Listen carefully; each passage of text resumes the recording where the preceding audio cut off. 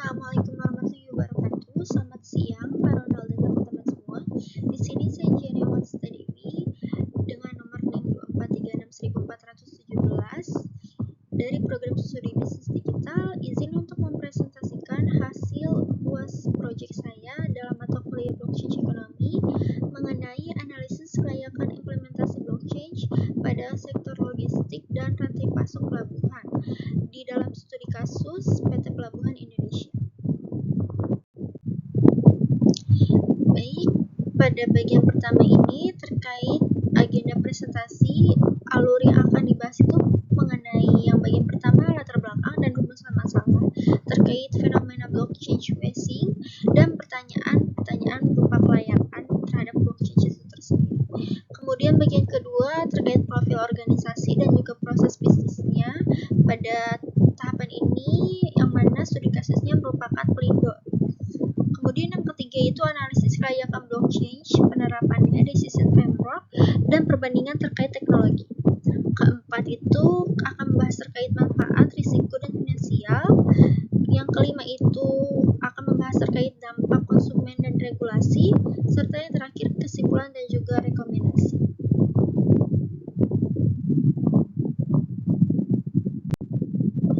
Baik, selanjutnya kita masuk kepada bagian pertama terkait fenomena blockchain phasing.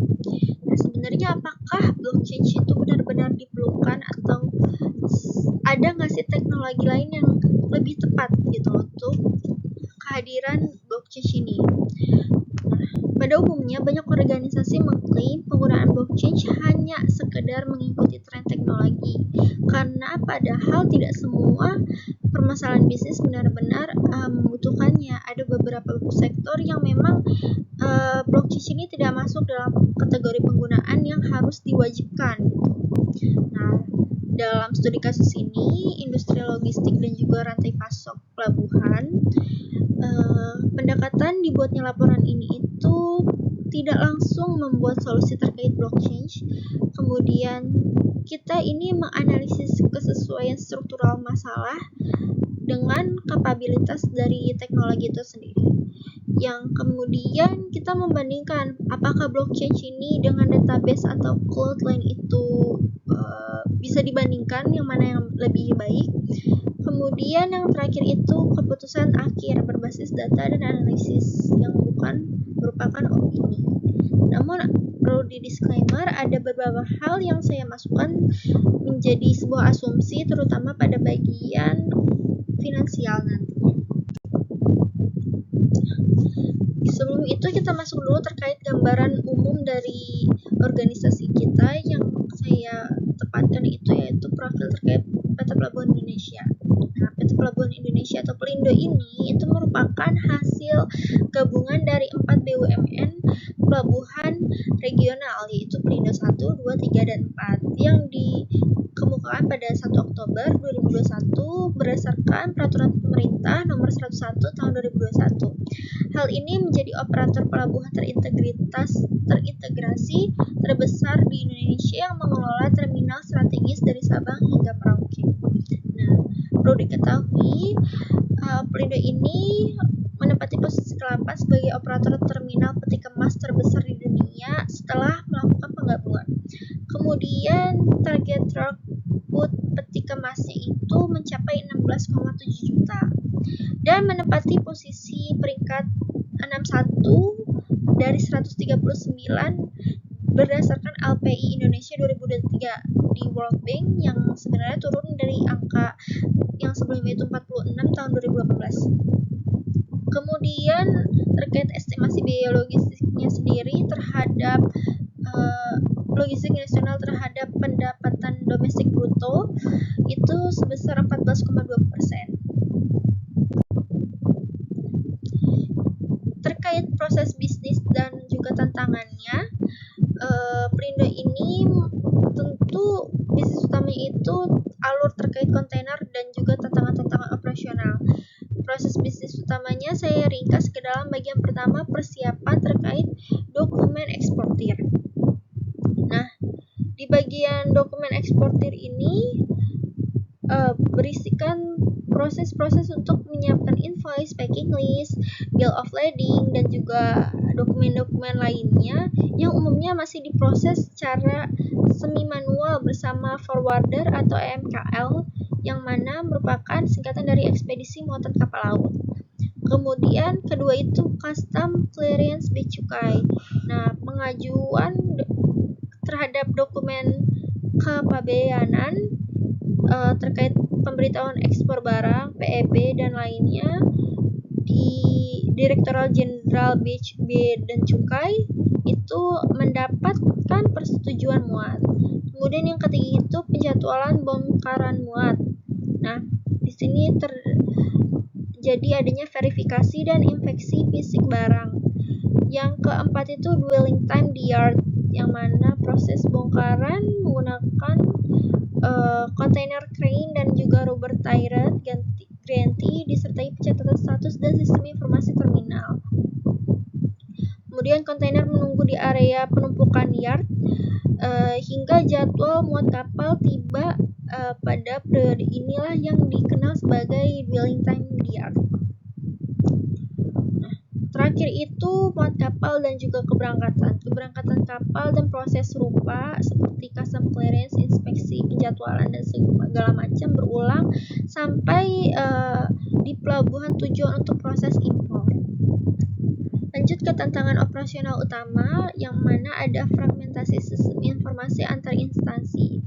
Nah, di masing-masing pemangku kepentingan terkait bea cukai, pelayaran, terminal, forwarder, dan segala macam memiliki sistemnya sendiri yang tidak sepenuhnya terintegrasi secara real time, sehingga menimbulkan duplikasi dan juga adanya input data.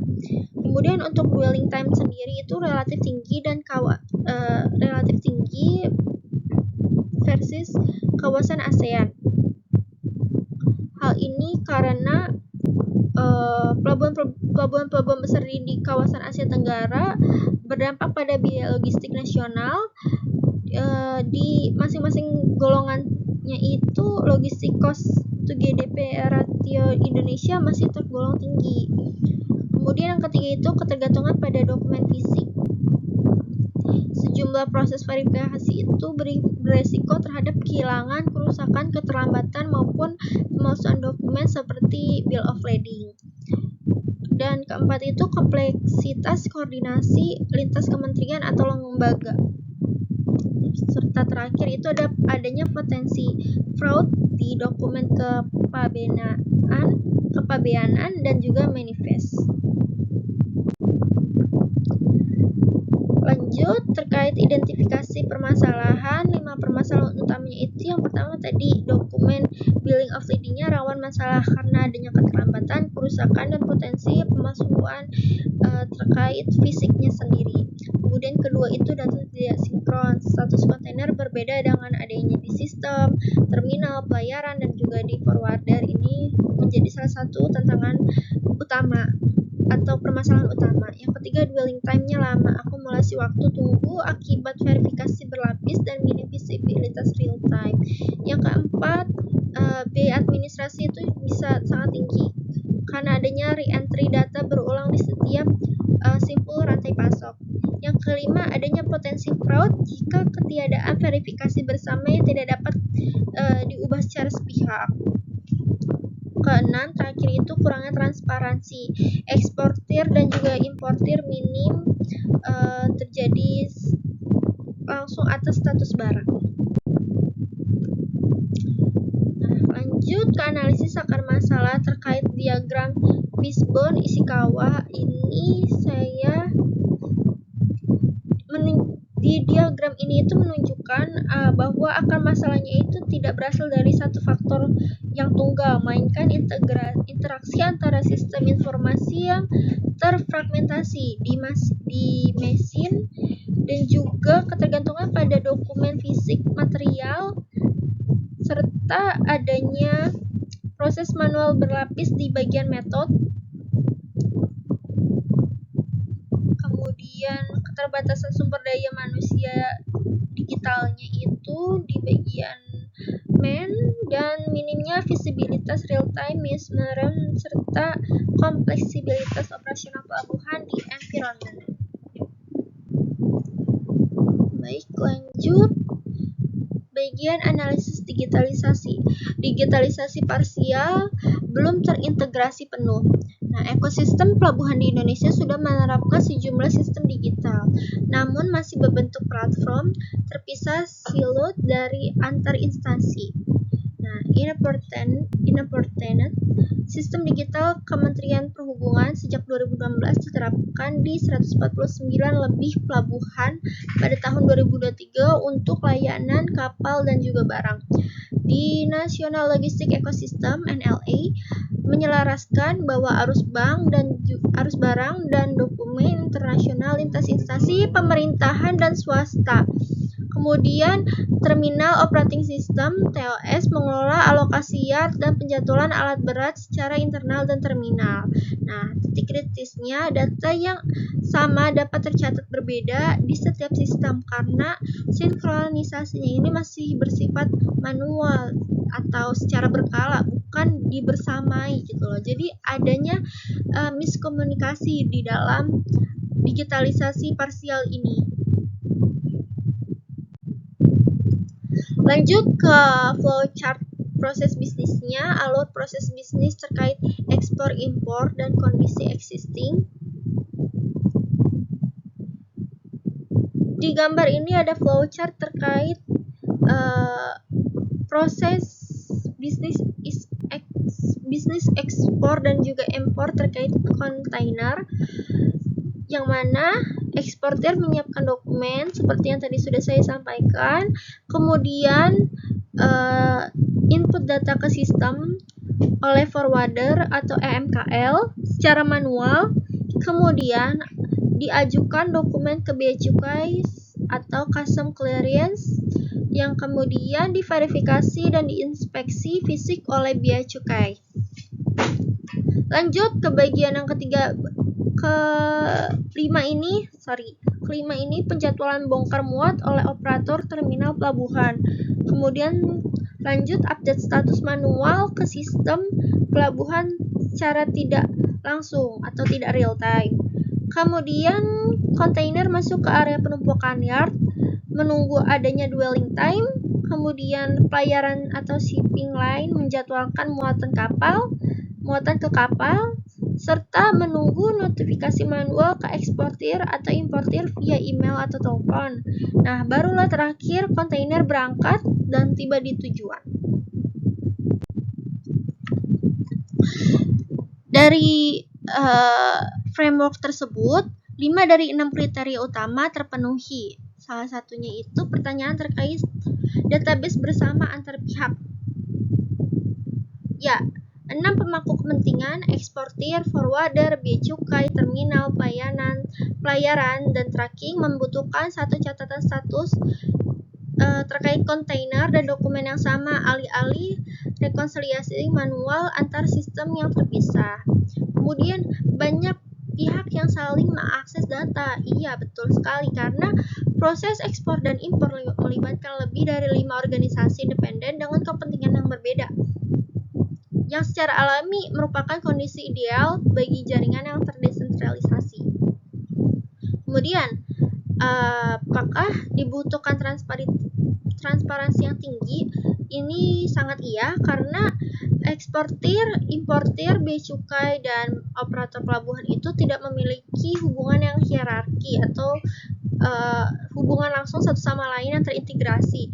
Nah, sehingga dibutuhkan adanya mekanisme verifikasi bersama yang netral sifatnya, bukan bergantung pada satu otoritas basis data yang tunggal.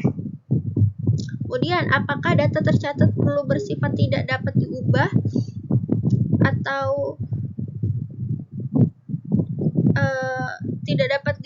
atau immutable demi mencegah adanya fraud? Ya, pasti. Dokumen kepabeanan dan bill of lading rawan adanya manipulasi.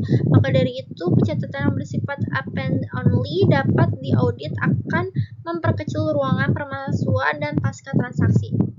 Yang terakhir, apakah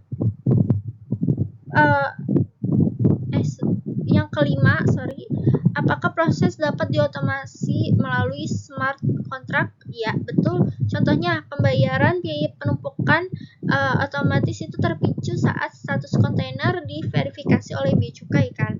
Nah, tercatat di ledger dan tanpa menunggu proses administrasi manual yang berlapis tentunya hal ini. Namun, bagian terakhir, token digital sebagai instrumen nilai atau insentif itu jawabannya tidak atau sifatnya opsional karena kebutuhan inti kasus ini adalah pertukaran data dan juga dokumen, bukan transfer nilai yang sifatnya finansial baru atau token digital, bukan prasyarat mutlak yang dapat diabaikan tanpa mengurangi manfaat dari solusi inti yang ada di sebelumnya. Nah, dari hal ini dapat disimpulkan bahwa karakteristik masalah logistik pelabuhan itu sesuai secara struktural dengan kapabilitas inti dari blockchain yang mana bukan hanya sekedar tren belaka.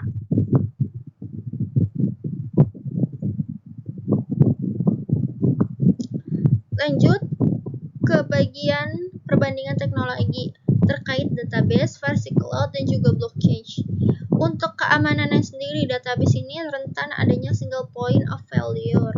Kemudian di cloud ini baik, bisa aja tergantung jika itu satu vendor.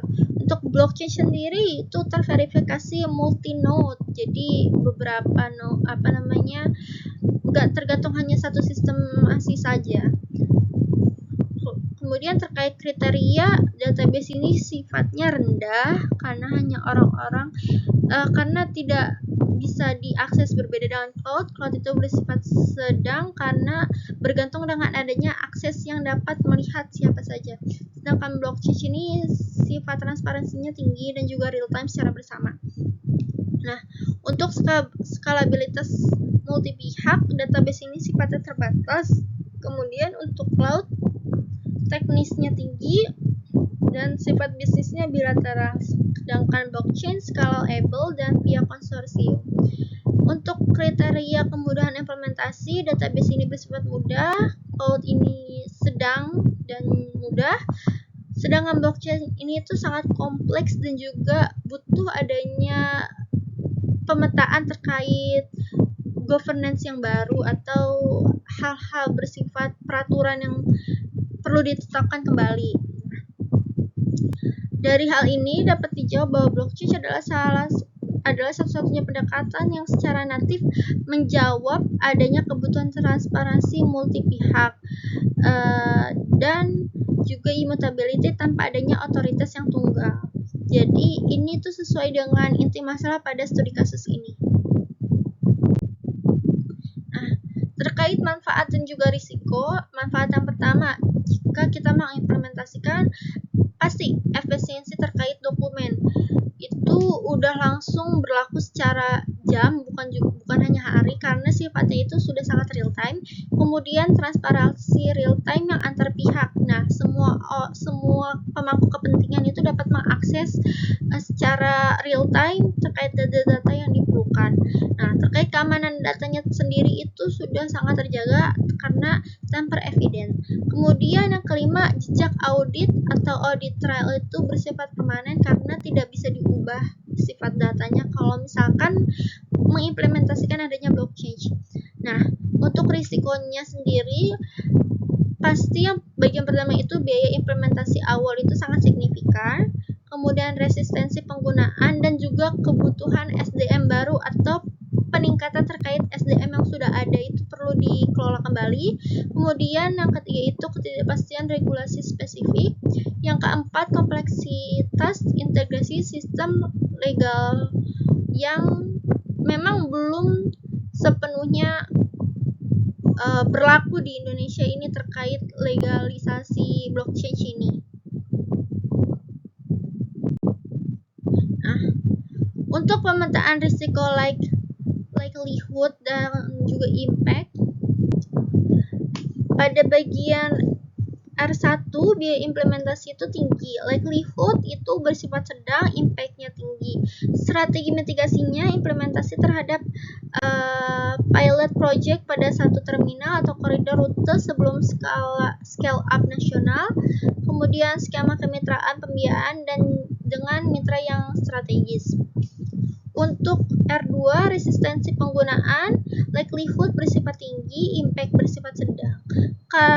Dan strategi mitigasinya, program change management pelatihan bertahap, serta melibatkan penggunaan sejak fase user-centered design atau fase desain pertama.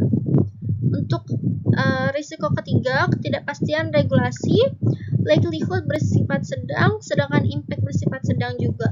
Strategi mitigasi, koordinasi aktif dengan Kementerian Perhubungan, Bea Cukai, dan juga regulator terkait sejak tahap perencanaan mengacu pada kerangka regulasi digital yang sudah ada, seperti undang-undang, PDP, dan sebagai baseline kepatuhan lainnya.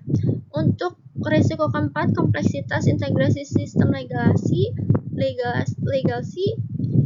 likelihood bersifat tinggi, impact-nya bersifat tinggi karena strategi mitigasinya penggunaan middleware atau API gateway, migrasi bertahap per modul, serta uji coba interpretabilitas dengan sistem InfoNet dengan NLA yang sudah berjalan. Nah, untuk risiko kelima, kekurangan SDM yang kompeten terhadap blockchain ini itu likelihood bersifat tinggi, sedangkan impact-nya bersifat sedang. Karena strategi mitigasinya kolaborasi dengan universitas dan juga penyelenggara penyedia teknologi, vendor-vendor blockchain itu bisa diadakan sertifikat program sertifikasi internal yang memperbaiki sistem tersebut. Kemudian risiko keenam terkait ketergantungan adopsi multi pihak, likelihood bersifat tinggi dan impact-nya bersifat tinggi. Karena ini membangun konsorsium sejak awal bersama pelayanan besar, Bea Cukai, dan forwarder utama sebagai anchor partisipan sebelum ekspansi ke pihak yang lebih kecil nantinya.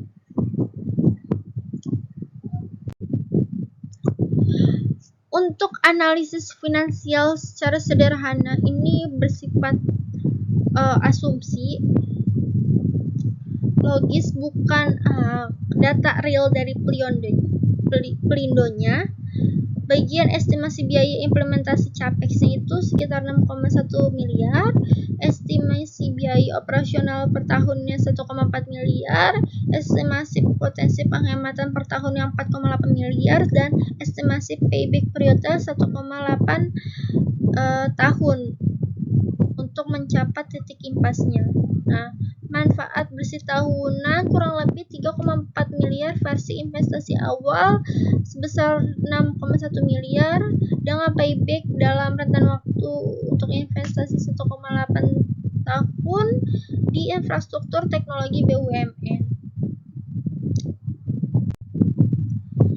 Nah, untuk kepercayaan, kepastian, dan penerimaan teknologi, bagian pertama, peningkatan trust. System-based trust melengkapi adanya relationship-based trust melalui data yang dapat diverifikasi bersama. Bagian kedua, terkait kepastian waktu, ECT, visibilitas, real-time memperkecil gap ekspektasi versus realita.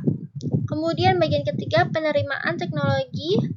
Ini menghadirkan adopsi bergantung pada perceived usefulness dan ease of use. Kemudian bagian keempat, risiko bagi pelanggan, kurva pembelajaran ketergantungan konektivitas, dan juga adanya kekhawatiran terkait privasi tentunya.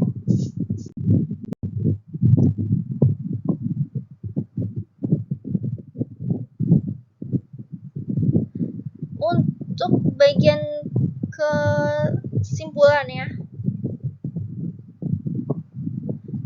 pilihan yang kita tetapkan terkait kelayakan implementasi blockchain ini pada sektor supply chain itu layak diterapkan karena dalam studi kasus Pelindo ini 5 dari 6 kriteria blockchain dan decision framework itu terpenuhi, manfaat, efisiensi, transparansi, audit itu melebihi resiko yang dapat dimitigasi, kemudian berpotensi meningkatkan trust dan juga kepuasan terhadap pelanggan. Blockchain juga menjadi salah satu opsi yang natif menjawab kepercayaan antara multi pihak. Kemudian terkait payback period yang bersifat ilustrasi mencapai 1,8 tahun itu layak secara finansial. Dan yang terakhir, tidak ada hambatan regulasi secara struktural. Peta jalan implementasi bertahap. Tahap pertama, pilot project, 1 koridor terminal, Encore, partisipan, bea cukai, pelayaran, dan forwarder utama. Tahap kedua, validasi dan tata kelola, menguji manfaat, matangkan terkait peraturan konsorsium, dan integrasi legalisasi. Dan tahap ketiga itu ekspansi secara nasional, perluasan keseluruhan jaringan pelabuhan yang dikelola Pelindo. Sekian dari hasil presentasi saya, kurang lebihnya mohon maaf. Wassalamualaikum warahmatullahi wabarakatuh.